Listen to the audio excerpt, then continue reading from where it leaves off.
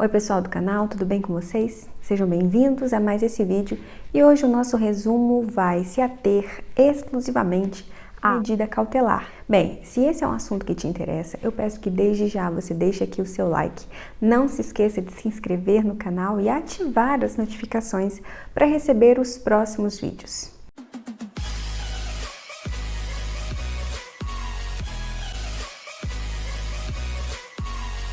Uma das possibilidades previstas para a ADI é o requerimento de uma tutela de urgência.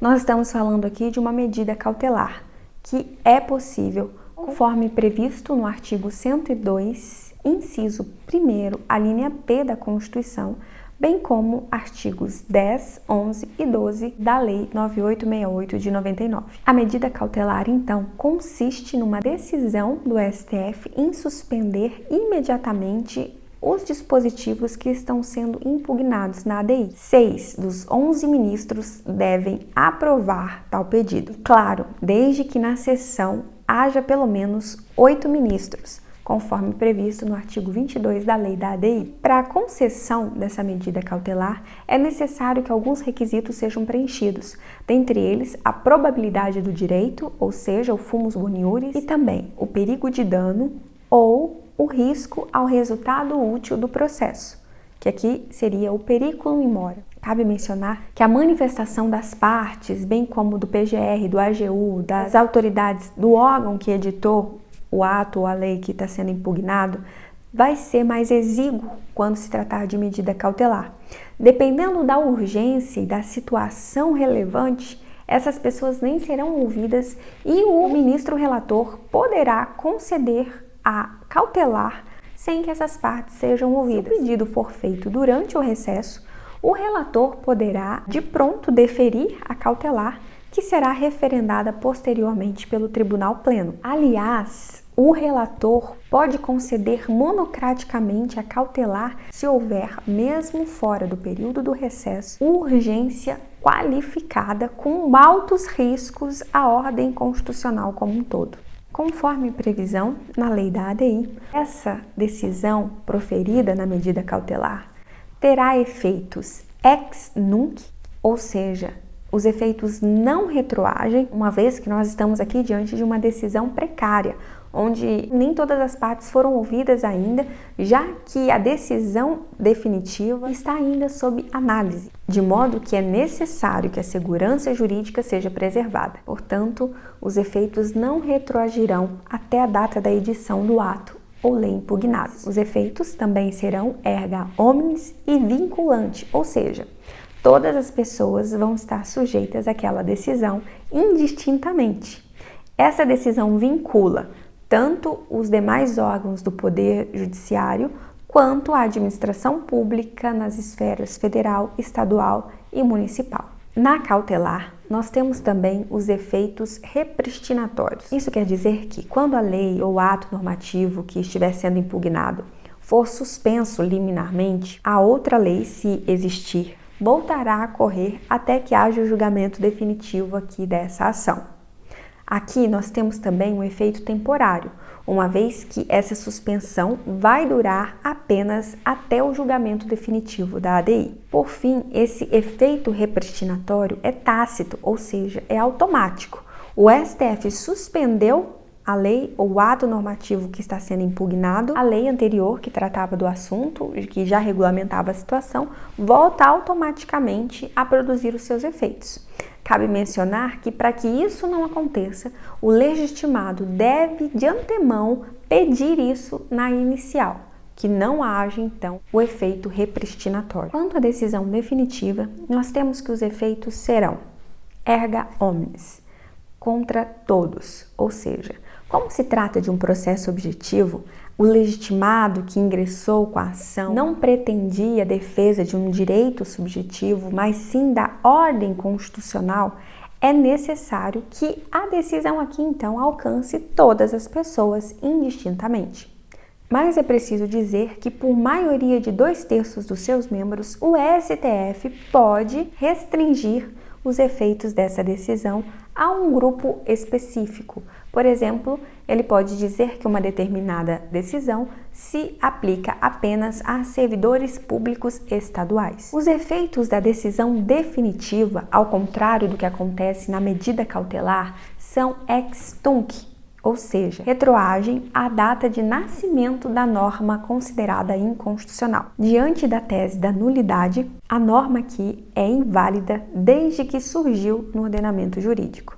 Inclusive, os atos praticados durante a vigência dessa lei também serão considerados inválidos. Aqui não cabe direito adquirido nem ato jurídico perfeito. A lei é inválida e todos os atos praticados durante a sua vigência também serão considerados inválidos. Em que pese os efeitos da decisão definitiva da ADI serem ex tunc, você precisa saber que o STF, na condição de guardião da Constituição, pode, a depender da situação da segurança jurídica, restringir os efeitos ou modulá-los para um tempo futuro.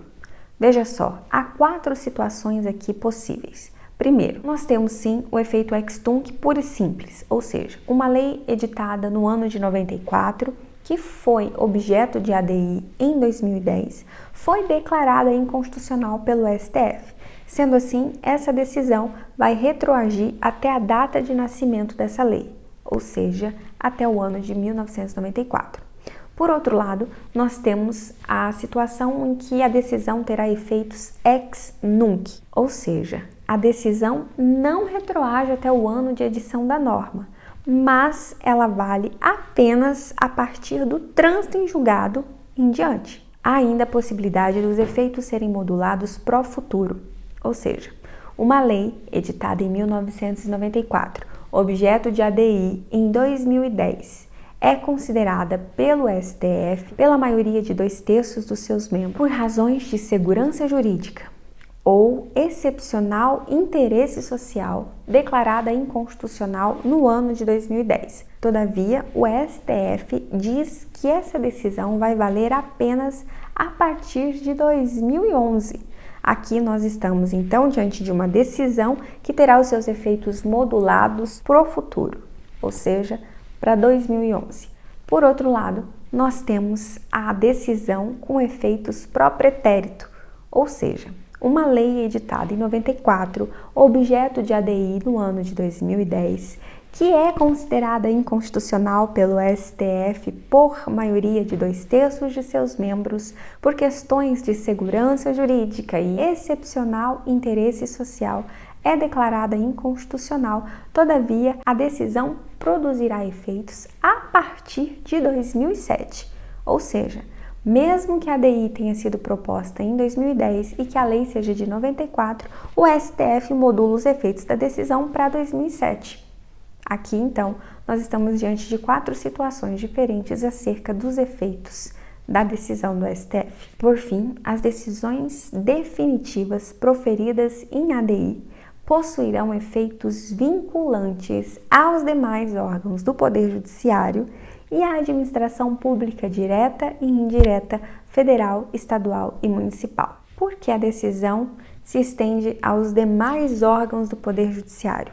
Esses demais órgãos aqui excluem o STF, já que o Supremo Tribunal Federal não está vinculado às suas decisões. Isso para se evitar o instituto conhecido como fossilização da Constituição. Isso porque, com o decorrer do tempo, com a alteração de normas, é possível que o STF altere o seu entendimento acerca de determinado assunto.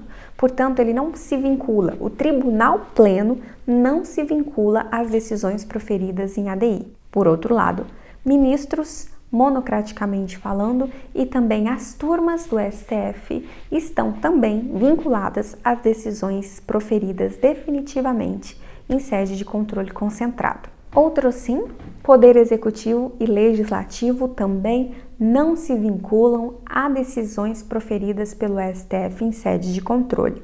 Isso, claro, se eles estiverem no exercício de competências legislativas, ou seja, o Legislativo e o Executivo podem editar outra lei ou uma medida provisória acerca do mesmo tema que já tenha sido considerado inconstitucional pelo STF. Isso para se observar a independência dos poderes. Cabe mencionar que, atualmente, o efeito vinculante das decisões definitivas do STF em sede de controle restringe-se apenas à parte dispositiva da decisão.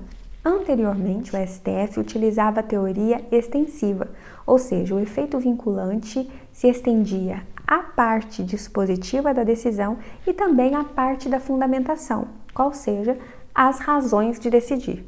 Atualmente, então, o que prevalece é a teoria restritiva e o efeito vincula apenas a parte dispositiva da decisão. Sobre a ADI, era isso. Eu espero que esse resumo, que ficou um pouco extenso, tenha sido útil para os seus estudos. E se isso aconteceu, eu peço que você desde já deixe aqui o seu like. Me siga também no Instagram, se inscreva nesse canal e ative as notificações para não perder nenhum vídeo. Até lá!